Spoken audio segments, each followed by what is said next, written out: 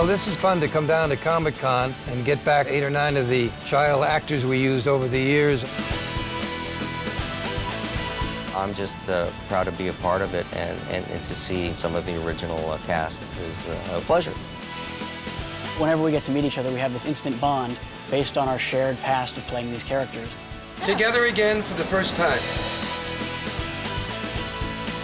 This was Lucy on The Great Pumpkin Show, among others. And this is Peter Robbins, who was the original Charlie Brown.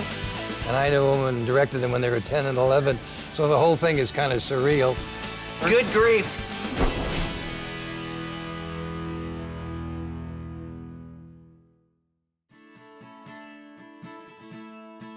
Up until the time we started recording for the Charlie Brown shows, it was usually adult actors who played children's voices. And that's the beauty of the Charlie Brown specials, is all the kids were kids playing the voices. That was kind of unique at that time. Everything I do turns into a disaster. I guess I really don't know what Christmas is all about. And I think people just really fed off of that and learned the voices that went with the characters. I have a pretty face. How come you can talk to me? They sound absolutely naturally correct. You know, when you read the strip and then you hear the voices and you hear how these performances were done, I mean, I think they're spot on exactly what you would want them to be. I think it was absolutely a risky thing for Bill and the producers to bring in voices that really not trained actors. Interestingly enough, one of the reasons we couldn't sell Charlie Brown in the beginning to the networks or to sponsors, they didn't think we could do the voices properly. I think that you have to take yourself back, though, to the time. It was a time, you know, in the 60s when people were taking more risks. And luckily, that found an audience then, and it became the pattern, and all shows followed it. But I don't think you could go out today and sell that. They never give you a chance. Charles Schultz took a big risk when he allowed Bill and I to go and animate his characters. So Bill and I and he sat down to discuss the voices, and we decided that Charlie Brown should have kind of a blah voice, and Linus should have kind of an innocent voice, and of course, Lucy, you know, kind of a yelly teenager voice, I guess you might say. Schultz created everything, but these actors helped give them life by giving them their voice. So these original characters, these original actors, are the voices. They're the archetype for these characters. In the beginning, we used all professional actors from Hollywood, and we went through the talent agencies and did the regular auditioning. What do I do? Well, it was kind of like a star search, but it was actually a blockhead search. But as the years went by, and because I lived up in San Francisco, I started to just go into classrooms in the 4th, 5th, and 6th grades and see if we could find voices that matched. And so we ended up using a lot of kids who had never done anything before or since. They were just regular kids in my neighborhood. And it was a family effort. So I think at that particular time, Lee wasn't aware of how big the shows would be. Tell him Peppermint Patty is on her way. So long, Chuck. And it was local talent.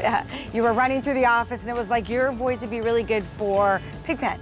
How did you know it was me? When I was 4, and mind you, this is all due to nepotism. When I was 4, I was indoctrinated into the Peanuts world through the Charlie Brown and Snoopy show. I played Rerun. My name is Rerun.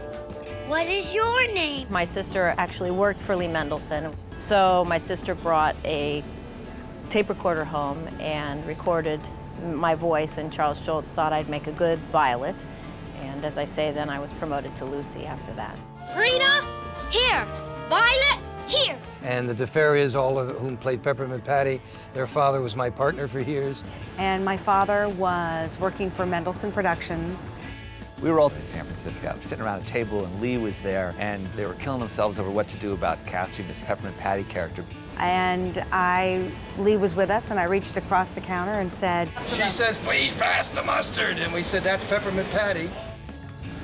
Lee did one of his, that's it, that's the voice. And I'm going to spend all summer having clean thoughts. Hey, Lee, that's my son, and he sounds just like me. Max, say, hey, Chuck, how's the old ball game? Hey, Chuck, how's the old ball game?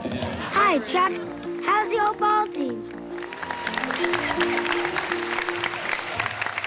That's the sneakiest audition I was ever a part of. so it's really funny.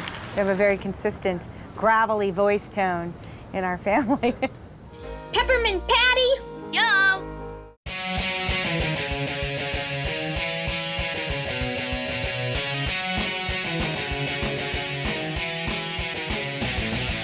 The experience back then of making them was, we were just little kids. I had the coolest thing to brag about at the playground, because those guys were superstars back then.